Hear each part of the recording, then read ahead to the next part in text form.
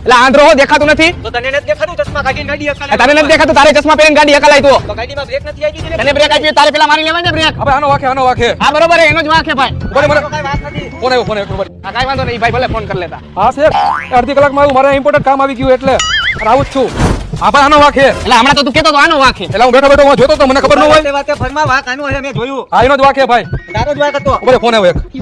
હા વાતે વાતે ફરી જાય, વાંક તારો હતો. હા ગાંડી હમણાં આવું જ છું બકાલું લઈને.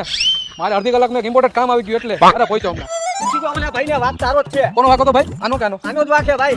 અરે યાર તમારે ગાડી જોઈને આકા ને યાર. બરોબર છે, જોઈ નકાય ગાડી. મેં તને કીધું ને. અને તમારે બ્રેક મારે ગાડીની. મેં તો બ્રેક મારી હતી એને ચશ્મા કાઢ્યા વગરનો ગાડી પણ મેં ચશ્મા પહેર્યા હતા, નંબર ના, એને નંબર આવી ગયો, તેને ચશ્મા મારી મારા ફોન પહેરવા આવી ગયો ફોન આવી ગયો. હા ભાઈ બંધ. મોટા આપડા બી બચારા આ શેનો લાભ લે છે? હાલને એક કામ કર, આપણે બે સમાધાન કરી લઈએ અને એને ઉપાડી લઈએ. અને ઉપાડી લે હાલ. હાલ. શું હતું ભાઈ? અરે યાર મારે માર ખાવો પડ્યો બોલ બીજાના ડખામાં.